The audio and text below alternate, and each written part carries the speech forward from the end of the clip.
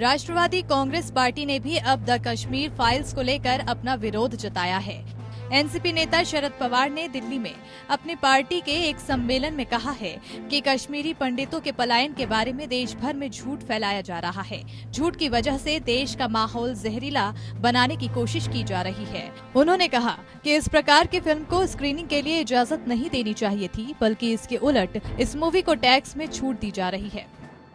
आज एक कई फिल्म निकाली कश्मीर के बारे में, वो फिल्म में क्या दिखा है मुझे मालूम है, आप में से किसने देखा होगा। वो फिल्म देखने के बाद केजरीवाल की हुकूमत ठीक तरह से काम करती नहीं होगी तो इसके खिलाफ डाले दिए तो मुझे कोई दुख नहीं होगा, मगर माइनॉरिटीज के बारे में हमें कुछ कदम उठाने की आवश्यकता है।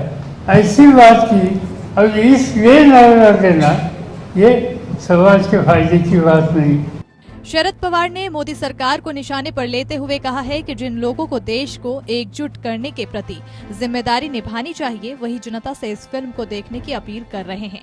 पवार यही नहीं रुके, उन्होंने कहा कि ये फिल्म लोगों को भड़काने का काम करती है, जिसे बीजेपी की तरफ से समर्थन दिया जा रहा है। अगर वाकई में नरेंद्र मोदी सरकार को कश्मीरी पंडितों की फिक्र है तो उन्हें उनके पुनर्वसन के लिए कोशिश करनी चाहिए। उन्होंने कहा कि अल्पसंख्यकों के खिलाफ लोगों के दिल में नफरत और गुस्सा भड़काने से सिर्फ देश का माहौल खराब होगा।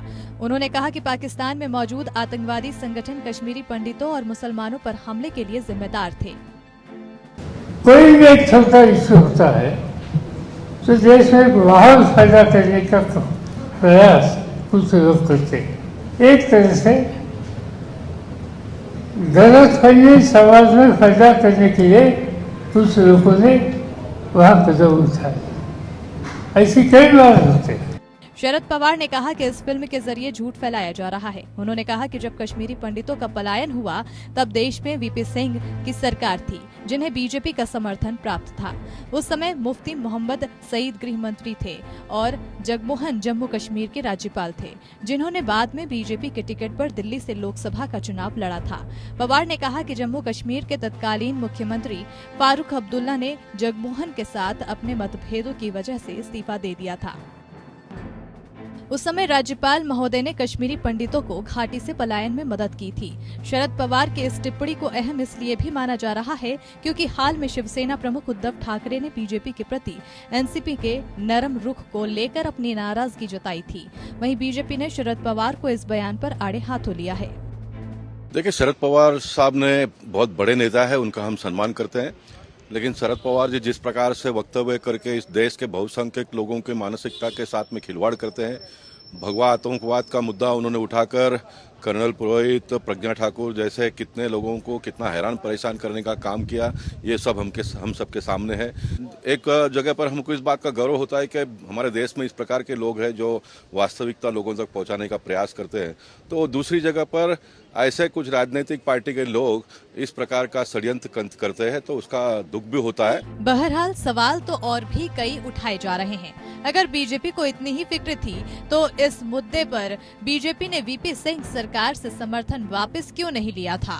और जब जम्मू कश्मीर में राज्यपाल का शासन था तो जगमोहन ने कश्मीरी पंडितों की सुरक्षा के इंतजाम के बजाय उनके पलायन के इंतजाम किए।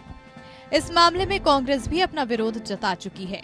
कांग्रेस का कहना है कि जब राजीव गांधी ने कश्मीरी पंडितों के पलायन को लेकर संसद का घेराव किया था तब सरकार जम्मू कश्मीर में सेना को भेजने को तैयार हुई थी। कश्मीरी पंडित उजड़ उजड़ कर जाते रहे, सिख भाई उजड़ उजड़ कर जाते रहे, हिंदू भाई उजड़ उजड़ कर जाते रहे, उग्रवादी उन्हें डराते रहे, उन पर हमले करते रहे। वीपी सिंह की सरकार मूक दर्शक बनी रही, भारतीय जनता पार्टी उसको समर्थन देती रही, जगमोहन जी वहां गवर्नर बने रहे, रथ यात्रा के संचालक मोदी जी अडवाणी जी के साथ रथ यात्रा निकालते रहे। केवल एक व्यक्ति और एक दल उठा जिसने हमारे कश्मीरी पंडित भाई बहनों के पलायन का, उन पर आतंक फैलाने का, उनके कत्लो गैरत का, उनके कत्ल का विरोध किया। उनका नाम था स्वर्गीय राजीव गांधी। उन्होंने संसद का घेराव किया।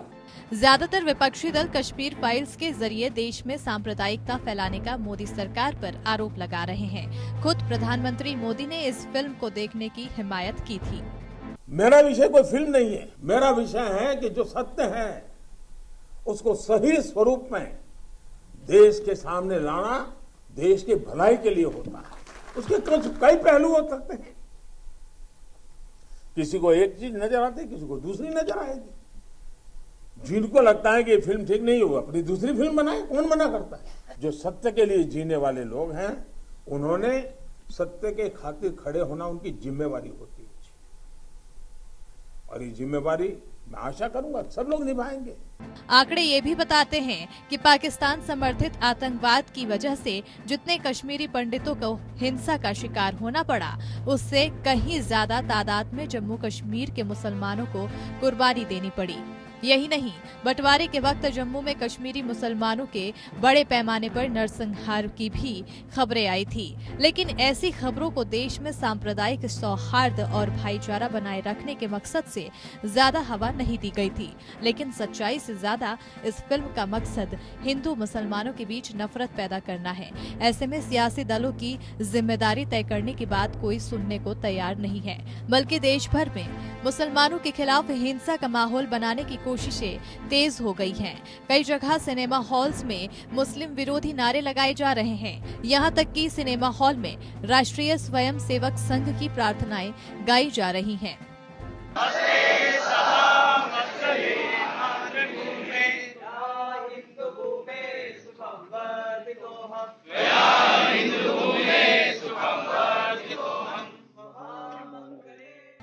सवाल ये भी उठ रहा है कि तब करोड़ों सदस्यों वाला राष्ट्रीय स्वयंसेवक संघ चुप क्यों बैठा था, या फिर इतने सालों से कश्मीरी पंडितों के पुनर्वास के लिए संघ समर्थित बीजेपी सरकारों ने पिछले 7 सालों में क्या किया। बल्कि जब दिल्ली के मुख्यमंत्री अरविंद केजरीवाल ने फिल्म को टैक्स फ्री करने पर सवाल उठाया, तो उनके निवास पर दिल्ली पुलिस के संरक्षण में बीजेपी कार्यकर्ताओं के हमले के आरोप लगे। बहरहाल सियासी दल अपने सियासी फायदे के मुताबिक बयानबाजी कर रहे हैं, लेकिन आम हिंदू मुसलमान के बीच जहर बोने की कोशिश लगातार जारी है। बल्कि अब फिल्मी दुनिया में नफरत बढ़ाने वाली फिल्मों की बाढ़ आने के आसार बन रहे हैं। अंशुमन त्रिपाठी, APN।